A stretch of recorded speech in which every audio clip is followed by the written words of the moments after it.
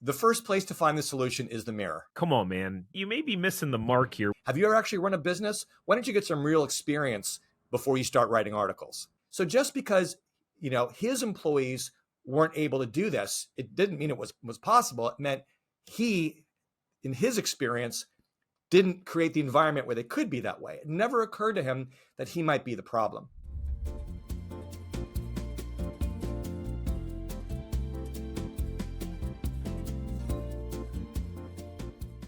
What do you think are some of the red flags for owners that may not realize it's them and maybe not their team? Like if we were having a heart to heart and like, come on, man, you may be missing the mark here. What are some signs where someone can be self-reflective and go, okay, I need to step up as a leader myself.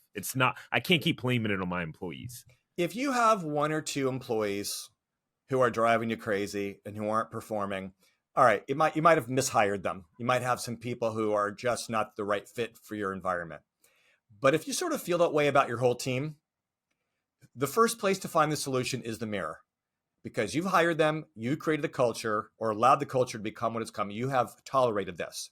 I wrote an article about providing a better customer experience in retail settings. And I talked about training your counter people to try to identify the soft needs of customers and sort of speak in that language. So you're not just, giving them the product or service, but you're really elevating their emotions. And a couple of days later, this was a Nation's Restaurant News. Yeah. And I get this really angry message from this guy saying, I run this fast food restaurant and I can barely get my employees to show up, let alone be, armchair psychologists. Have you ever actually run a business? Why don't you get some real experience before you start writing articles? Okay. And yes, I've run my retail businesses, as you know. I've managed hourly workers and I struggled in the beginning, but when I changed myself, it changed them. And as you know, I've worked with all these other businesses and business leaders and people who are able to do what I was talking about in the article, that it is possible. So just because, his employees weren't able to do this, it didn't mean it was possible. It meant he, in his experience, didn't create the environment where they could be that way. It never occurred to him that he might be the problem. So if other people are able to do it, and I'm here to tell you, and I write about it, they can and they do, right? Without paying any more than you do, in quick service restaurants with people who are not very, who have lesser skills, lesser education, and lesser pay. It's a minority, but it is possible. So you have to look in the mirror.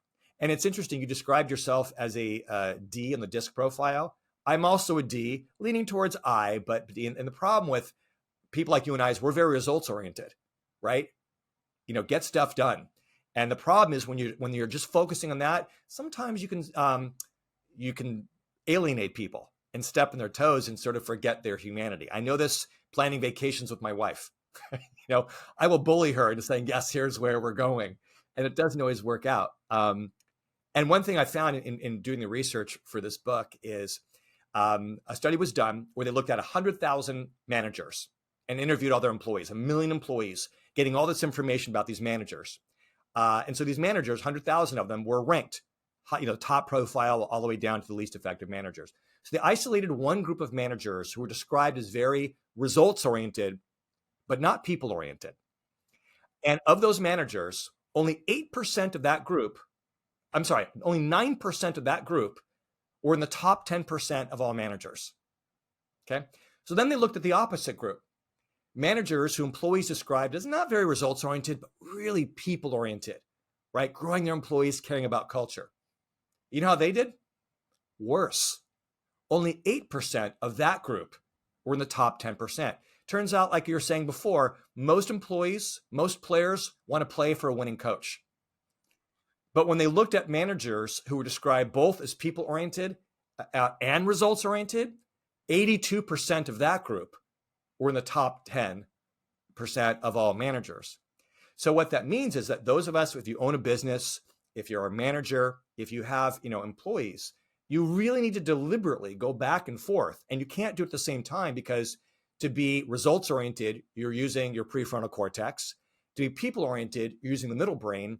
And there's this neurological seesaw. You can't really do both at the same time. So you really have to be deliberate about saying, okay, I know I'm a D in the disc profile. I want to get stuff done. I need to stop for a second and really look at my people and think, what can I do to enhance the emotional experience of their work?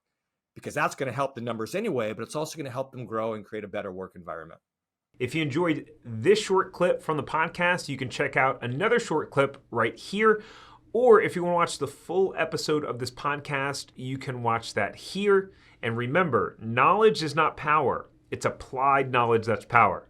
Take care. Have a great rest of your day.